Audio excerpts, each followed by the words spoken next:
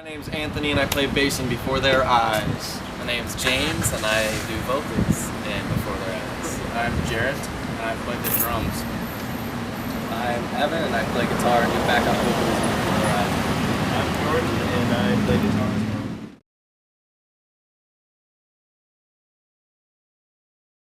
well. Untouchable was actually our last record on Rise Records.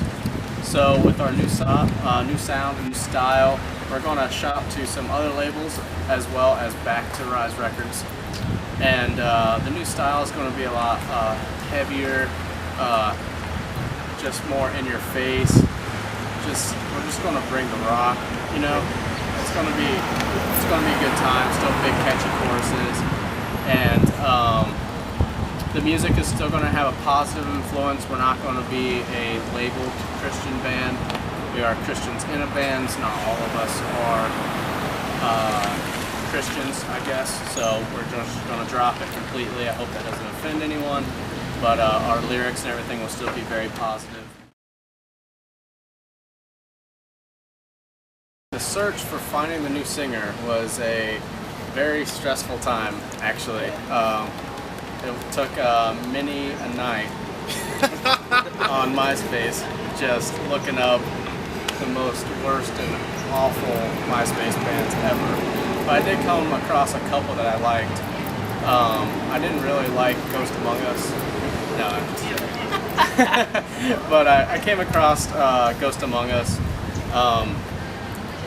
through a list of bands that our managers and I went through. I used to be in the band Ghost Among Us. We were on tour earlier this June and Jarrett found me through Facebook actually, I think. Yeah.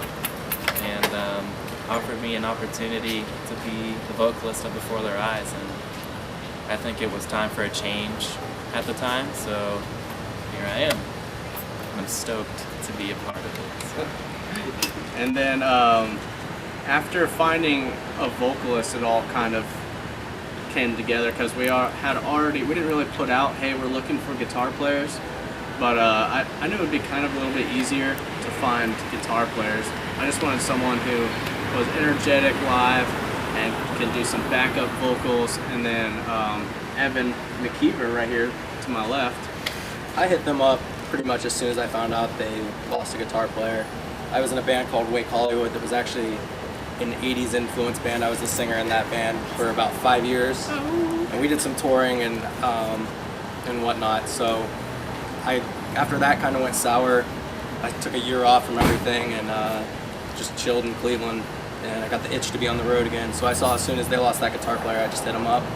We talked for about 3 months, I think, just almost every day. Found him. He was the first person I found, actually. I was like, okay, I knew I want this kid.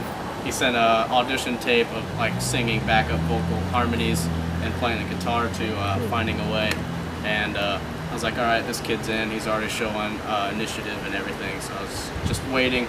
We'd talk about 2 or 3 times a week until I found a singer. We tried some of his buddies out singing, and yeah. And then Fern? As far as our other guitar player goes, this guy way down here on the end, would it be easier if I do one of these? This guy right here, his name is Jordan DeSorbo, and he used to be in a band called Settle the Sky from around Toledo area, Ohio. And he came to our last show with our old lineup and actually approached me there about the spot. So we had a couple practices with him, and this guy's been working out pretty phenomenal. Hey, I've known these guys for a little bit. I mean, my old band and their band played a lot of shows together, kind of around from the same area too. So it's just kind of like came up to him just as a friend thing. So I was wondering what was going on as far as if they found a guitarist or not. And he actually told me they were still looking, and I kind of jumped at that. And now we're here right now. So A week after that, we were just practicing together, and it worked out good. And you know, he's a good guitar player, and he makes a good pillow too if you're missing one. So we keep him around.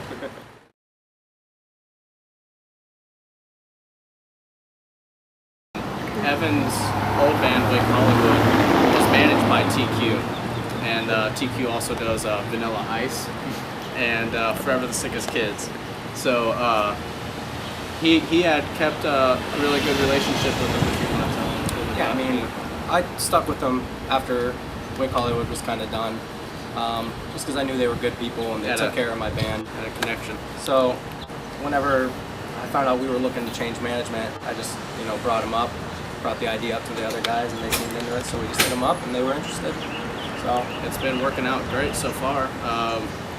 Anything we request them to do, they do it, and that's the kind of managers I like.